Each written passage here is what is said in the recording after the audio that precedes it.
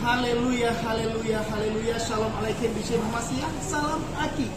Aku kabarkan Injil keselamatan. Hayya bina an nashkura ila rabbina alladzi qad a'tana nikmatan katsiratan wa hidayatan wasihatan wa ilman katsiran wa thaniyan hayya bina an nashkura ila Yasu'a alladzi qad a'tana alladzi qad hamalana min adh-dhulumati ila an-nur wa kadzalika ila siratal mustaqim ila al-jannah. Bapak Ibu yang kasih Tuhan, ketemu lagi dengan saya pada kesempatan sore hari ini dengan Abi Saifuddin Ibrahim, di mana kami sudah dipertemukan kemarin di Bintaro, salah satu gereja GPDI di daerah kawasan Bintaro, dan kesempatan siang hari ini menjelang sore kami dipertemukan kembali dengan hamba-hamba Tuhan yang luar biasa yang dipakai oleh Tuhan untuk melakukan pekerjaan Tuhan di Indonesia ini. Saya pernah sampaikan Bapak Ibu, gelombang murtad akan terjadi di Indonesia dari agama seberang menuju ke agama Kristen. Kalau Ibu Sarah, istri daripada Abi, sering mengatakan, ayo hijrah daripada Islam menuju ke Kristus. Bapak Ibu yang kasih Tuhan, kulil haqqa walau kana murran, katakanlah yang benar walaupun itu pahit.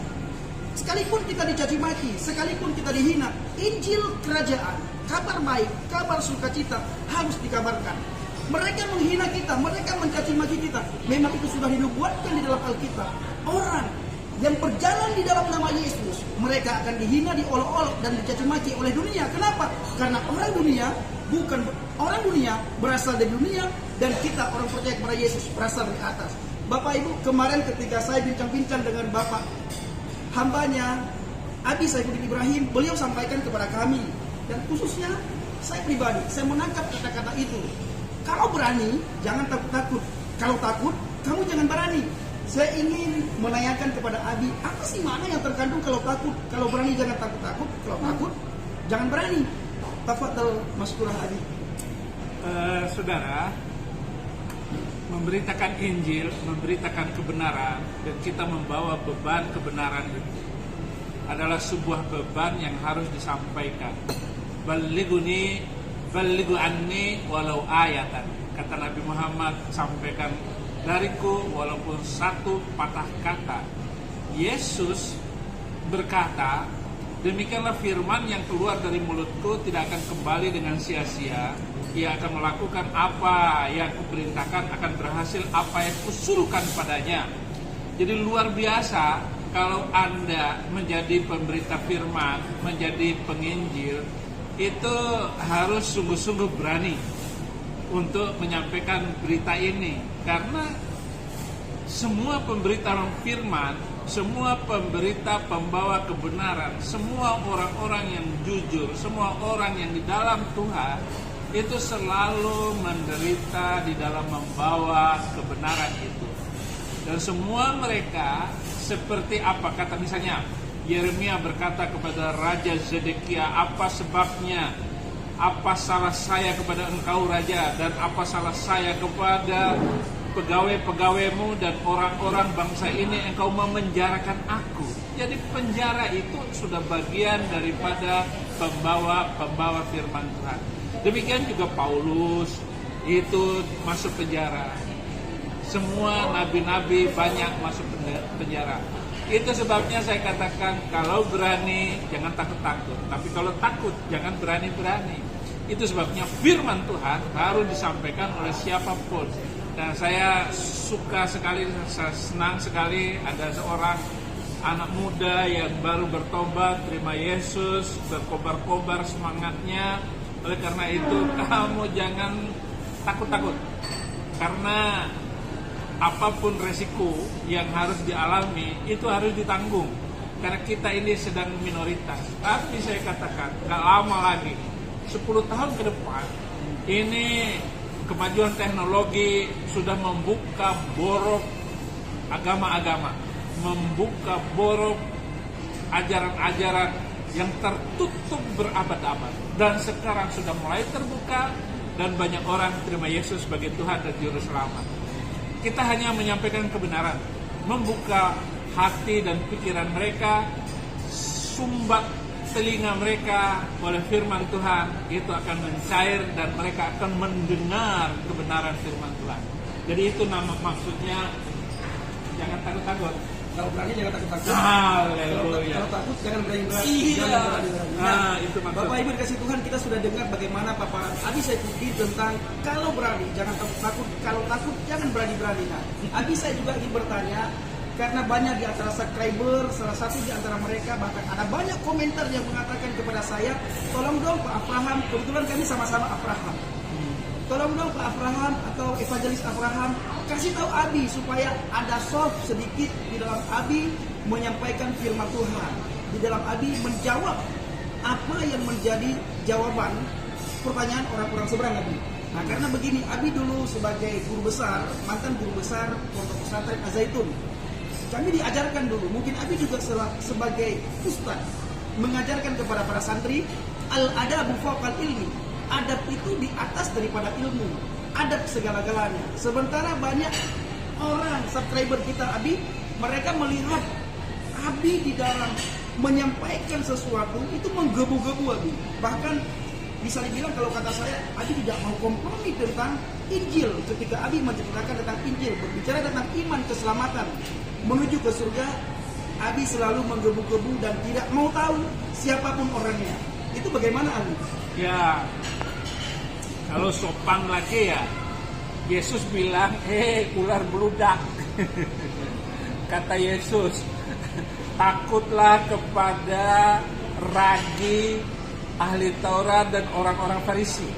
Gitu. Jadi kita jangan terkontaminasi dengan ajaran apapun, dengan kelembutan manusia duniawi. Surgawi itu harus tegas berbicara, gelap-gelap ya terang-terang, keras-keras ya lunak-lunak. Ada yang lunak dalam hal apa? Gitu. Di dalam pergaulan kita tetap lunak. Tetapi untuk membicarakan dan menjawab kebenaran, kita tidak boleh main-main, tidak boleh setengah-setengah. Gitu. Saya sudah dinasihati dari awal, harus tulus seperti merpati, cerdik seperti ular. Saya terima karena itu firman Tuhan. Tetapi kalau saya katakan, kalau sekarang ini semua hamba Tuhan khutbah seperti ini, atau kalau Paulus dan Yesus dahulu khutbahnya seperti pendeta hari ini, nggak mungkin Paulus masuk penjara, nggak mungkin Yesus masuk penjara, nggak mungkin.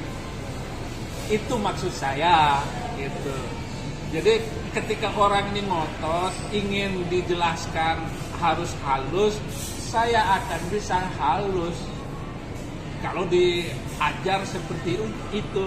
Tapi kalau saya harus ngomong ketika saya berbicara tentang firman Tuhan, atau ada orang yang mengajak saya masuk Islam lagi, saya tolak mentah-mentah. Walaupun dia mengajak saya, merayu saya, iming-iming saya dengan harta kekayaan, saya tidak bisa balik lagi.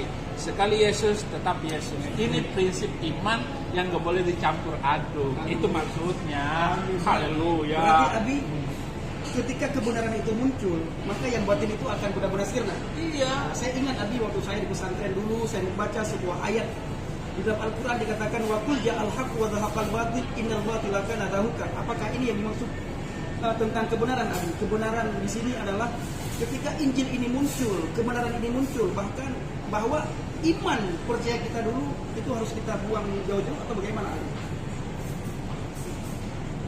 Yohanes 8 ayat 30, 31, 32. Ketika orang-orang dan semua sudah selesai diajarkan oleh Yesus, berkatalah Yesus,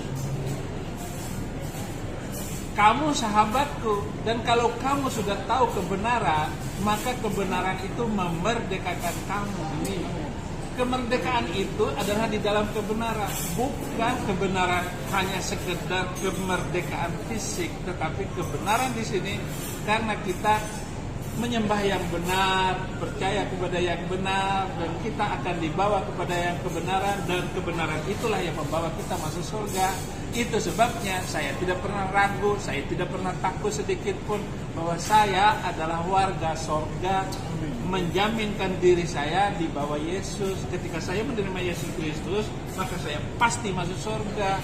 Bukan insya Allah, bukan mudah-mudahan, bukan asa rabbukum ayyukafir ankum sayiatikum mudah-mudahan kamu dimasukkan ke dalam surga. Tetapi di dalam Yesus pasti masuk surga. Itulah yang namanya kemerdekaan yang dimaksud qul ja'al haq wa zahaqal batila innal batila kana zahuqa. Itu maksudnya di dalam Yesus. Di luar Yesus tidak ada kebenaran. Di luar Yesus tidak akan masuk surga. Hanya lewat Yesus surga. Haleluya. Bapak Ibu kasih Tuhan, sudah kita dengarkan paparan dari Abi Al-Mukarram, Abi Saifuddin Ibrahim. Nah, Bapak Ibu, saya juga ingin bertanya kepada Abi, apa harapan Abi terhadap orang-orang yang sudah murtad? Murtad yang saya maksudkan, Abi, kalau saudara kita dari seberang selalu mengatakan orang yang meninggalkan agama Islam itu murtad. Nah, boleh dong saya juga bisa mengatakan bahwa orang yang keluar daripada agama Kristen itu murtad. Pesan Abi kepada para murtad atau yang lebih dikenal dari agama seberang itu mu'alaf, itu apa, Abi? Jelas sekali, barang siapa yang tidak ada di dalam Yesus, maka dia tidak mengenal, tidak ada di dalam surga. Siapapun yang menyimpang dari ajaran Yesus, siapa saja yang menyimpang dari Injil, maka dia adalah manusia sesat. Di dalam Al-Quran, surat Al-Ma'idah ayat 47, hendaklah orang Kristen tetap mengikuti Injil. Barang siapa yang tidak mengikuti Injil, maka mereka adalah orang fasik. Fasik artinya masuk neraka. Itu kata Quran. Abi antakra'u bil lughah al-arabiyyah. Wal yahkum ahlal injil bima anzalallah fi wa man lam yahkum wa man lam yahkum bima anzalallah fa ulaika humul fasikun. Jadi hendaklah pengikut Injil memutuskan perkara berdasarkan Injil. Barang siapa yang tidak memutuskan perkara berdasarkan Injil, maka mereka itu adalah orang fasik. Jadi setiap orang Kristen yang masuk Islam pasti kena malapetaka yang tidak pernah berkesudahan. Anda catat omongan saya, siapa saja orang Kristen yang masuk Islam pasti hidupnya susah, menderita, meskipun dia kaya raya, meskipun dia berkecukupan dalam hal ekonomi. Akan ada malapetaka yang menimpa dia. Karena Wahyu 22 ayat 18, aku bersaksi kepada semua orang yang mendengar tentang kata-kata ini. Barang siapa yang menambah apa yang telah dinubuatkan, menambah-nambah nubuat di dalam kitab ini, maka dia akan kena malapetaka. Itu kata Wahyu terakhir, pasal terakhir dari kitab Wahyu, bahwa di luar Alkitab, di luar firman Tuhan tidak ada kebenaran. Di luar Yesus tidak ada kebenaran. Dan saya ingatkan kepada saudara-saudara yang meninggalkan Yesus Kristus, catat baik-baik, pasti saudara akan rugi. Rugi di dunia, rugi pula di akhirat. Maka barang siapa yang tidak percaya kepada Yesus, Yesus itu sudah di korban terakhir untuk keselamatan kita, penebus kita, yang menebus orang berdosa, bukan menebus dosa, menebus orang yang berdosa. Gitu. Menebus itu adalah barang milik kita yang tergadai di pegadaian. Kalau nggak ditebus, maka itu akan milik iblis, milik setan. Maka kita harus membayarnya kembali. Yesus sudah membayar itu, harganya sudah lunas. Yesus sudah membayar kita, harga kita lunas. Oleh karena itu, kita harus tetap di dalam Yesus Kristus sebagai Tuhan dan Juru Selamat. Ya, minimal percaya Juru Selamatnya. Gak usah percaya Yesus Kristus, saudara-saudaraku yang Muslim, gak usah percaya sebagai Tuhan. Percayalah dia sebagai penebus, Juru Selamat. Itu sudah cukup. Tidak mesti masuk Kristen ya dia. Enggak perlu masuk Kristen. Orang Kristen juga banyak yang jahat. Terima kasih. Tumben lebih soft hari ini. Iya kan. Ya memang agak shock karena yang ada di sebelah kamu. Haleluya, Bapak Ibu dikasih Tuhan. Saya bisa kasar lebih daripada itu kalau ngomongin kebenaran. Abi, silakan. Saya dapat hadiah Ini hadiahnya singkong susu. Nah, Bapak Ibu dikasih Tuhan, harapan saya kiranya para mu'alaf yang sudah meninggalkan Kristus, meninggalkan Injil, terus masuk ke agama seberang dan jadi mu'alaf, jangan coba-coba menghina kekristenan. Karena ada duo Abraham dan akan banyak murtadin-murtadin yang lain akan mengkonter Anda. Kalau Anda berani-berani bersaksi dusta tentang Kristus, tentang Injil.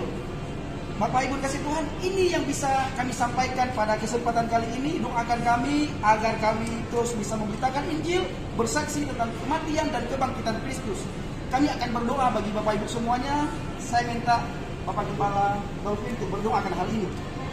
Mari kita berdoa, tiada hentinya kami menaikkan syukur kepadamu ya Tuhan, di mana Tuhan telah memanggil saudara-saudara kami dari kegelapan kepada terang yang ajaib. Hadiah terbesar ketika hidup kami terdaftar di dalam buku kerajaan sorga. Semakin Tuhan teguhkan kebenaran ini dan banyak orang boleh diselamatkan oleh nama yang berkuasa, nama yang ajaib. Terpujilah namamu ya Tuhan kekal selama-lamanya. Di dalam nama Yesus, Juru Selamat kami yang hidup, junjungan kami yang ilahi. Kami telah berdoa dan mengucap syukur. Amin. Amin. Haleluya, haleluya. Salam Aki. Aku kabarkan Injil keselamatan. Haleluya.